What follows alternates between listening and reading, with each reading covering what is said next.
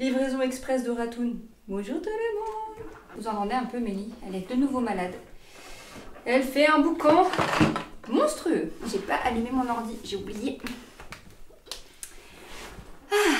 Bon bah en attendant, comme ça vous pouvez profiter un petit peu du décor de Noël.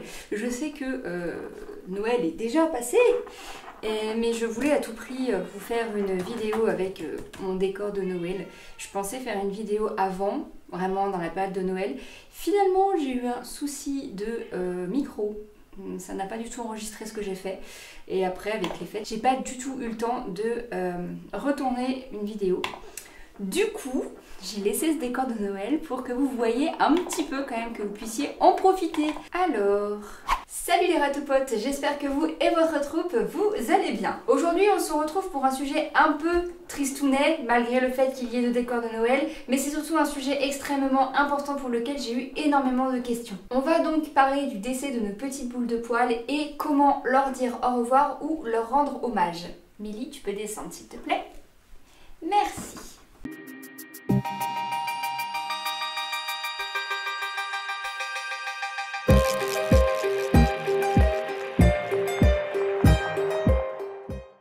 J'ai l'impression que je suis pas du tout bien cadrée alors que j'ai fait le cadrage il y a 2 secondes.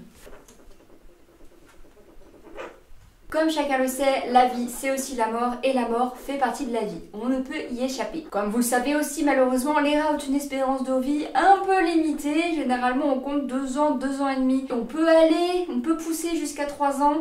Mais généralement pas beaucoup plus. Et malheureusement, tout ratoufile qui est dans ce milieu depuis quelques années a déjà été confronté à plusieurs départs. Vous avez vraiment été plusieurs récemment à me demander comment je gérais le départ de mes rats et surtout à me demander de l'aide sur le après. Comment ça se passe dans la troupe, comment on fait pour leur dire au revoir, leur rendre hommage, etc.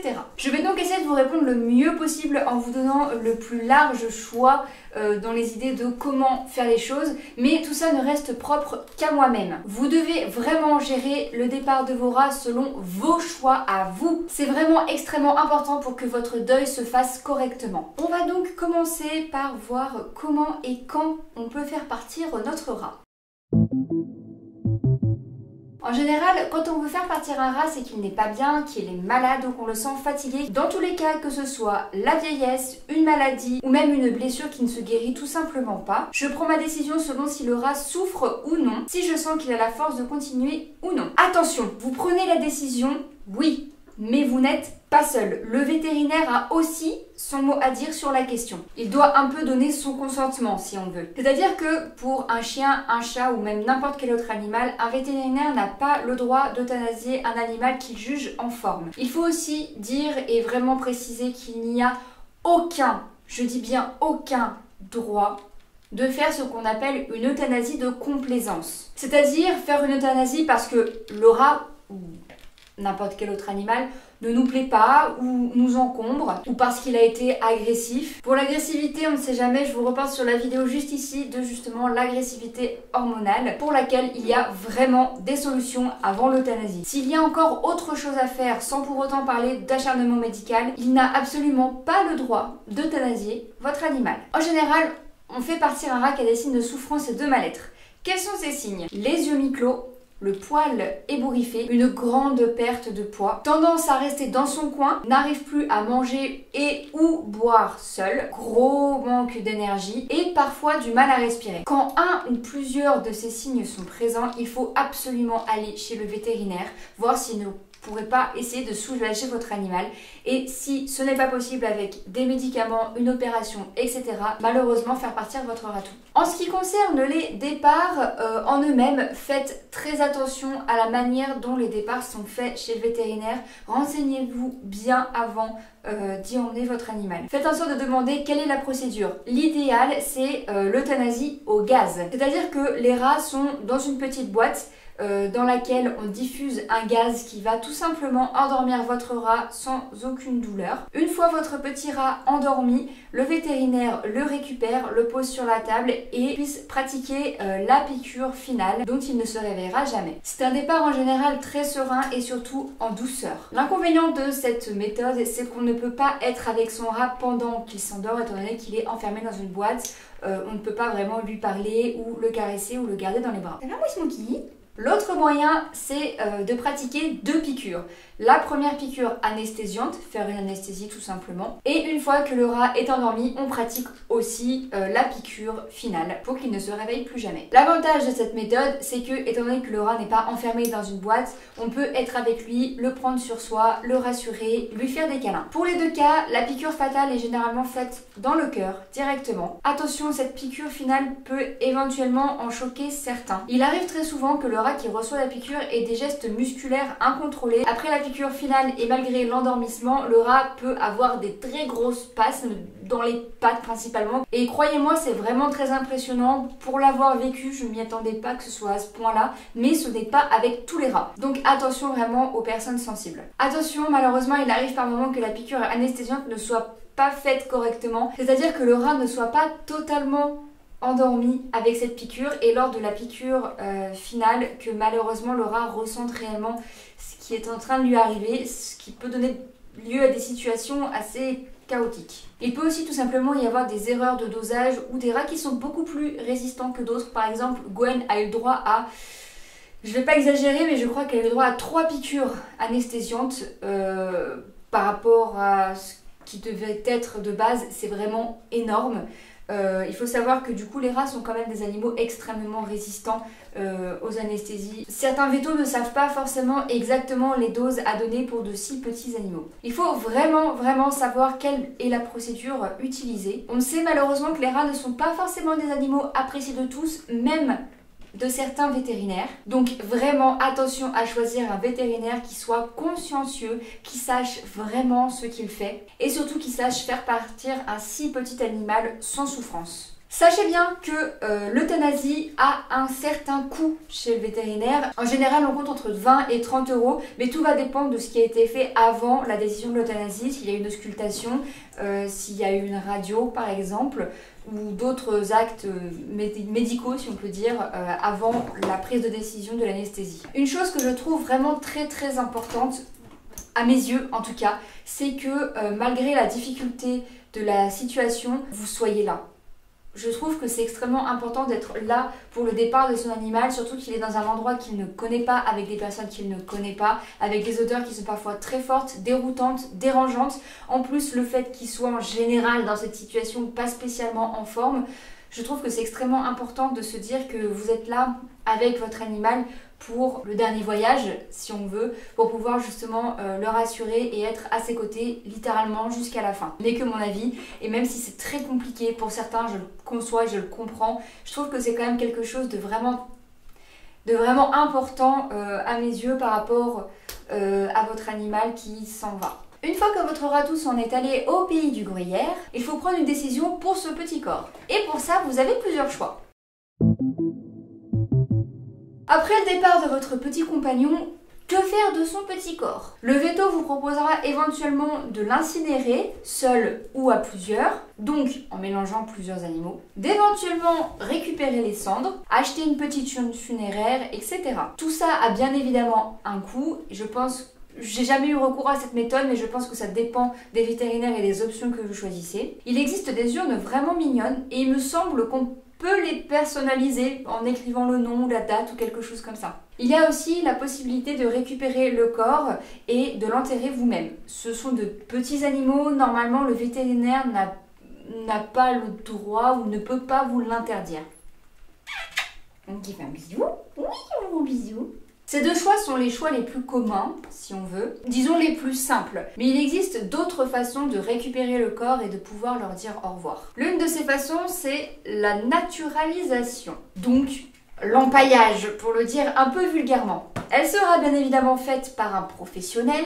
Et je sais que pour beaucoup, c'est pas très facile de se dire que son animal mort va rester avec vous physiquement alors que il n'est plus là. Mais chacun ses choix, je connais des gens qui l'ont fait.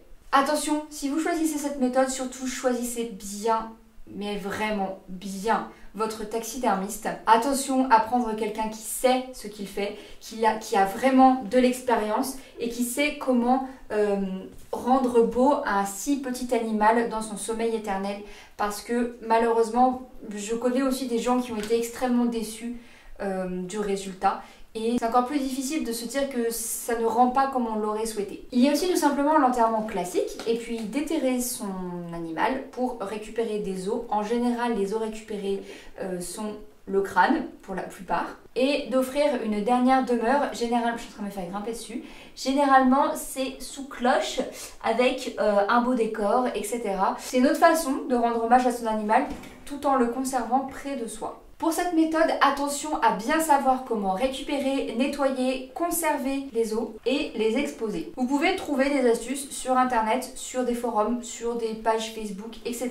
On trouve aussi des personnes qui ne gardent qu'une partie de l'animal pour en faire une décoration, pour en faire un pendentif, pour le mettre sous cadre. Encore une fois, il faut penser conservation et donc l'aide d'un professionnel est de mise. Il saura donc vous conseiller sur la démarche à suivre et sur les façons de faire pour que la conservation se passe au mieux. Vous pouvez aussi tout simplement fabriquer votre propre urne ou récupérer les cendres de votre animal pour ensuite les disperser dans un endroit qui a une certaine signification pour vous. Pensez bien à la conservation si vous ne pouvez pas vous occuper de vos rats tout de suite. Si jamais vous ne pouvez pas les enterrer ou les envoyer vraiment dans les même pas 24 heures qui suivent à quelqu'un qui peut s'en occuper, je pense par exemple au taxidermiste, il faut absolument et impérativement penser à la conservation de votre rat parce que malheureusement un corps même mort reste entre guillemets vivant et la décomposition d'un si petit animal se fait extrêmement rapidement. Pour éviter ça, il faut les mettre dans une boîte, dans une caisse, dans quelque chose d'absolument hermétique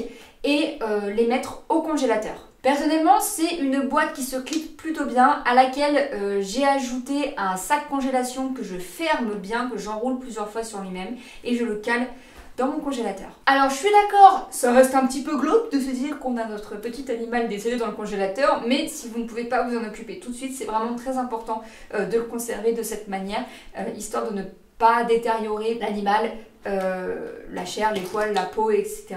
Si jamais vous voulez en faire autre chose que l'enterrer. Et dans tous les cas, si vous voulez l'enterrer pour éviter certaines odeurs quelque peu désagréables. Dans tous les cas, je ne pense pas du tout qu'il y ait de meilleures choses à faire pour le départ de vos rats. Faites simplement ce qui vous semble juste et vraiment ce qui vous permet de faire votre deuil. Si vous avez besoin de les enterrer, c'est la bonne méthode. Si vous avez besoin de juste garder des poils, c'est la bonne méthode. Si vous avez besoin de récupérer le crâne, c'est la bonne méthode. Si vous avez besoin de les incinérer et de disperser les cendres, c'est la bonne méthode. Faire votre deuil, oui, mais la troupe restante, comment elle perçoit le départ d'un copain ?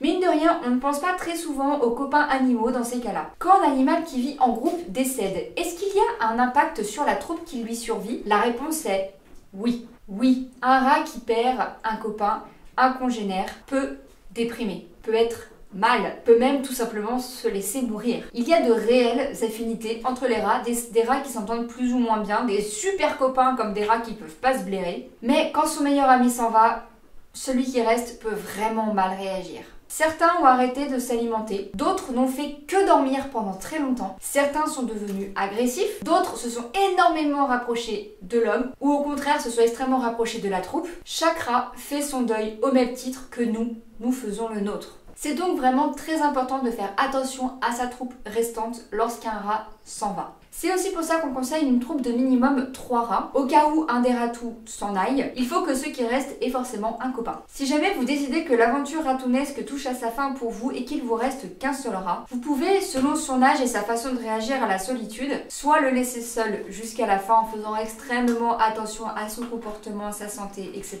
Soit le confier à quelqu'un qui a déjà une troupe établie afin qu'il y soit intégré et qu'il finisse ses jours entouré de copains ratous. Sinon, comment régler le problème des déprimes chez les rats? Malheureusement, il n'y a pas réellement de solution. Personnellement, il m'arrive tout simplement d'intégrer une nouvelle recrue. Globalement, ça rebooste les troupes, mais ça marche pas vraiment à tous les coups. Il faut simplement être extrêmement présent pour sa troupe et entre guillemets leur changer les idées, leur proposer de nouvelles choses pour les rats qui sont pas en forme. Même si ça reste une situation pas vraiment facile et que je comprends qu'on ait envie de rester un peu dans son coin, il faut vraiment continuer à être avec eux. J'ai récemment perdu 2 de mes ratounes, enfin récemment, ça fait déjà quelques mois, et même si je suis extrêmement triste qu'elles ne soient plus parmi nous, j'avoue avoir une vision un peu spéciale, si on veut, du décès et de la mort de façon générale.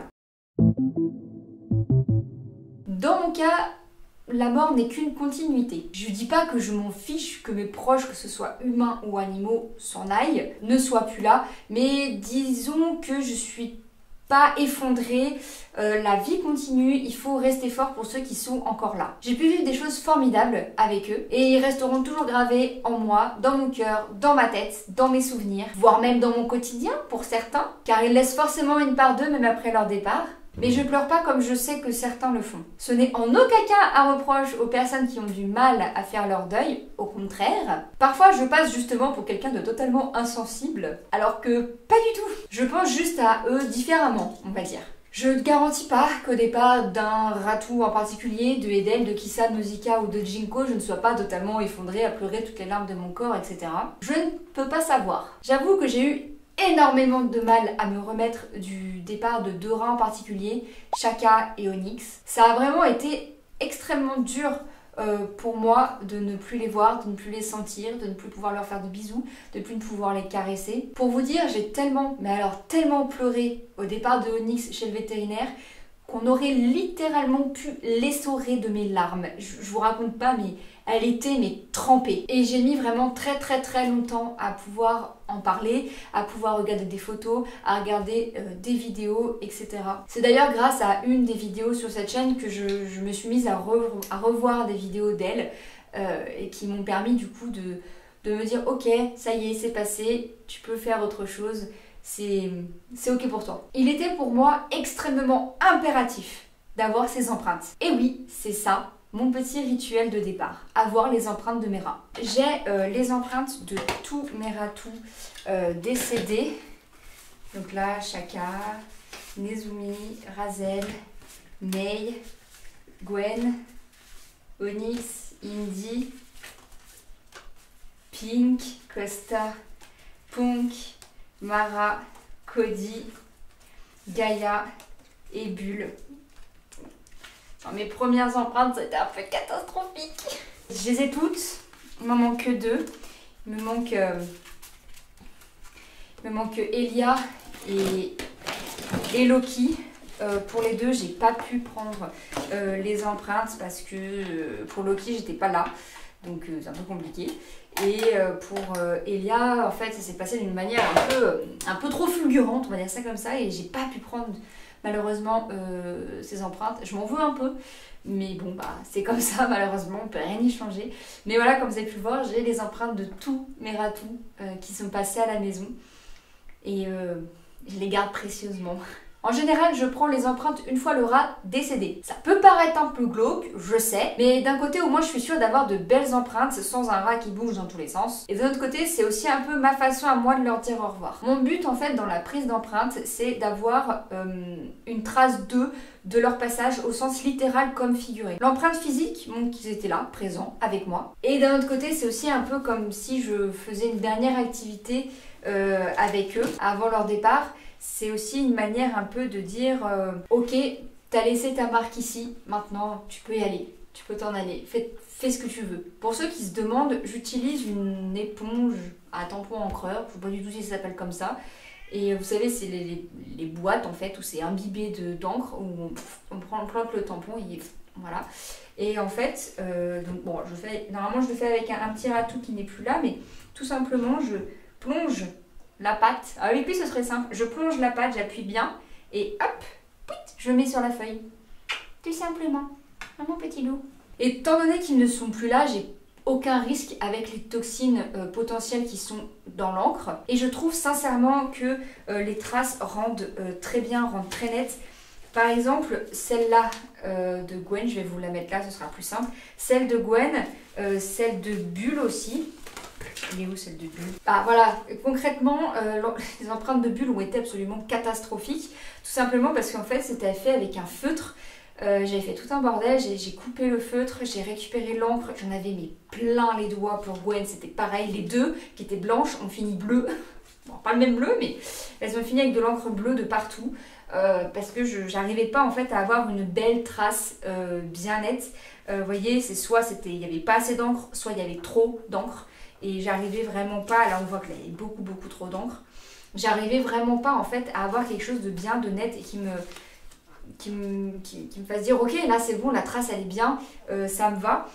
Par exemple, celle que j'aime beaucoup, c'est celle de Chaka. Celles de Chaka, elles sont magnifiques.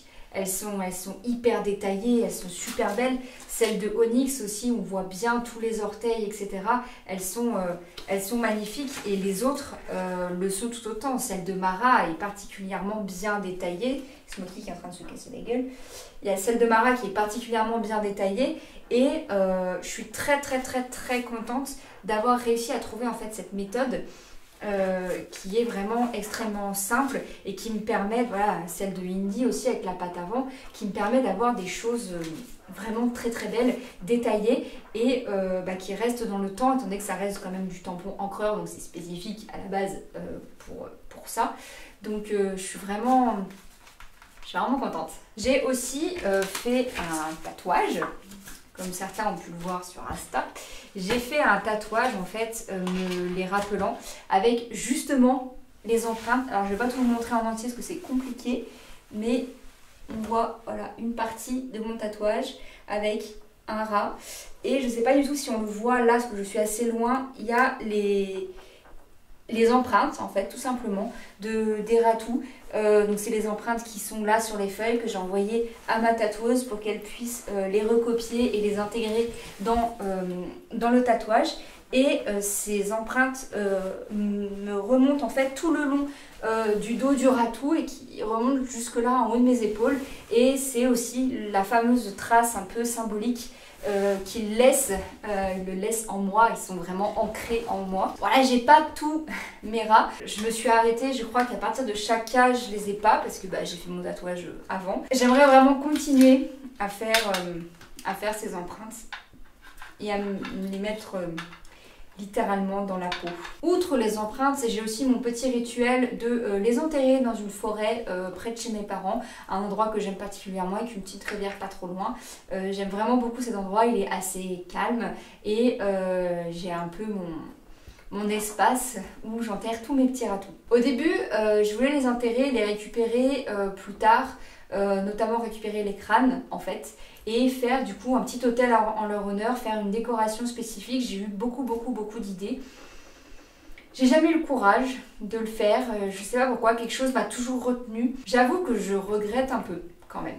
Mais voilà, je sais pas du coup si finalement j'en aurais vraiment été capable. Pour moi, dans tous les cas, les êtres qui nous sont chers, ils restent dans nos cœurs, ils restent dans notre esprit, grâce aux souvenirs, aux photos, aux vidéos. La vie moderne oblige, je me doute qu'il y a quelques années c'était un peu plus compliqué. Les pleurer, oui, tout à fait. Mais les pensées et les souvenirs sont pour moi beaucoup plus importants à mes yeux. Ils ont fait leur temps, et même si parfois c'est beaucoup trop jeune, malheureusement, on ne peut rien y faire. Alors, ça fait un peu fataliste, hein, certes, je vous l'accorde, mais ce n'est que mon avis. Je suis totalement d'accord et surtout consciente que tout le monde ne pense pas comme moi, et je respecte. D'ailleurs, je vous ai posé la question de comment vous dites au revoir et comment vous faites votre deuil de vos ratous, comment vous vous les rappelez, comment vous leur rendez hommage.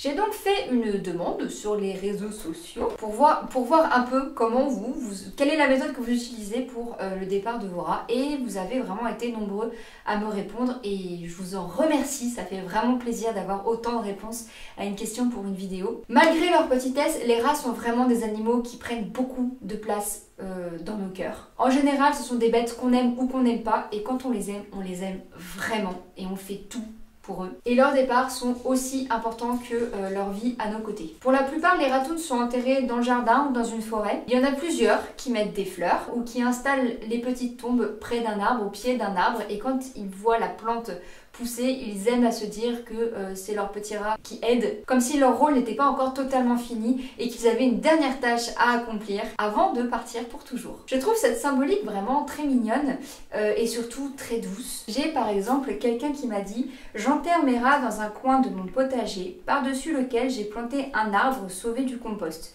L'arbre grandit et je me plais à dire que mes rats alimentent ses racines. » Ou encore quelqu'un d'autre qui me dit « Dans le jardin, j'ai de jolis bacs que nous avons pris spécialement pour eux, pour qu'ils se retrouvent là-haut, dans l'idée de pouvoir dans quelques années reverser tout cela sous un bel arbre et leur donner une seconde vie. » Certains ont une autre approche, ils se la remémorent dans les activités qu'ils font et ils pensent à eux selon certaines situations.